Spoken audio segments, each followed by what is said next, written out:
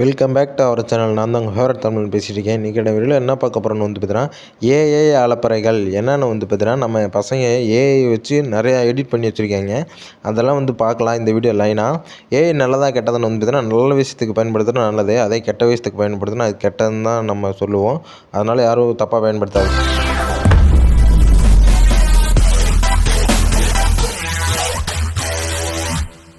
First of all வீடியோக்குள்ளே போகிறதுக்கு முன்னாடி இந்த வீடியோவில் வரும் எல்லாமே பார்த்தீங்கன்னா ஃபன்னுக்காக மட்டும்தான்.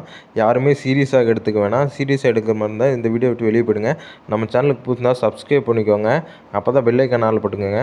ஃபஸ்ட் நம்ம தனுஷோட அடுத்த படம் இளையராஜா அப்படிங்கிறது நமக்கு எல்லாத்துக்குமே தெரியும். அந்த இளையராஜா பார்த்தீங்கன்னா சொல்லித்தராரு இசை இதில் தான் வருது அதுதான் வருதுன்னு.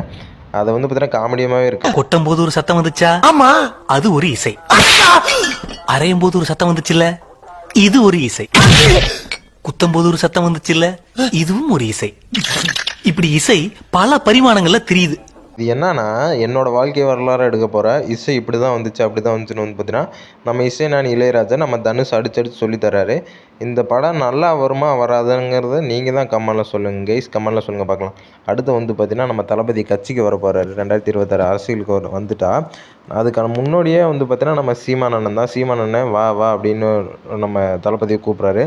அதுக்கு நம்ம தளபதி ரியாக்ஷன் எப்படி இருக்குன்னா வேறு லெவலில் இருக்குது, காமெடியாகவுமே இருக்குது. வா மைக்கேல், வந்துட்டீங்களா? உன்ன மாதிரி ரொம்ப பேர் லட்சியத்தோட வந்திருக்காங்க தெரியுங்களா? வெல்கம்.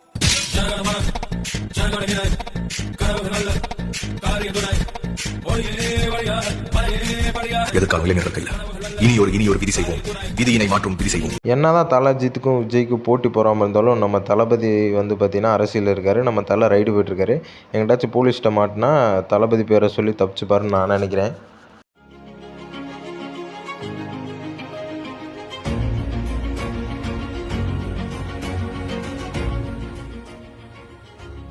ஆர்சிபி 16 வருஷமாக கப்பு வாங்காமல் இருக்குது. நேற்று உமன்ஸ் டீம் கப்பு வாங்கிடுச்சு. எப்போ பார்த்தாலும் ஈசால் கப் ஈசா கப் நம்பதேன்னு விராட் கோலி சொல்லிகிட்டு இருக்காரு.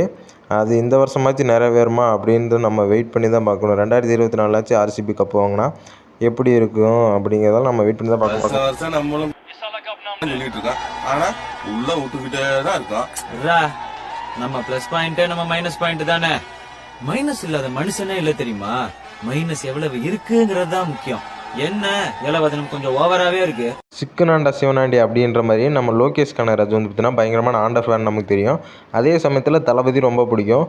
இந்த சமயத்தில் நம்ம 2026 எலெக்ஷனில் நம்ம லோகேஷ் கனகராஜ் யாருக்கு ஓட்டு போடுவார்? ஆண்டவருக்கு ஓட்டு போடுவாரா இல்லை தளபதி விஜய்க்கு ஓட்டு போடுவாராங்கிறது நமக்கே தெரியாது. அது அவருக்குமே தெரியாதுன்னு சொல்லி ஆகலாம். உங்களுக்கு தெரிஞ்சால் மறக்காமல் கமெண்ட் சொல்லுங்கள். நம்ம லோகேஷ் கனகராஜ் சிக்கனர் யாருக்கு ஓட்டு போடுவார்? யாருக்கு ஓட்டு போட்ட? உனக்கு தானே போட்டேன். ஏய் உண்மையை சொல்றா? சத்தியமா உனக்கு தானே போட்டேன். சரிப்பா. ஏய் அப்படியே பின்னாலவா? யாருக்கு ஓட்டு போட்ட? உனக்கு தானே போட்டேன். உண்மையை சொல்லு. சத்தியமா உனக்கு தானே போட்டேன். அந்த ஆள்கிட்ட என்ன சொன்ன? அவனுக்கு போட்டேன்னு சொன்னேன். ஏன்ட்ட என்ன சொன்ன? உனக்கு போட்டேன்னு சொன்னேன். இதுல எதுல உண்மை? ரெண்டும் உண்மை தானே. என்னடா சொல்ற? அவர்கிட்ட வாங்கின காசுக்கு ஏணி சின்னத்துல ஒரு குத்து, உங்ககிட்ட வாங்கின காசுக்கு தென்னை மரம் சின்னத்துல ஒரு குத்து. ஆக மொத்தம் 2 குத்து. 2 குத்துனே.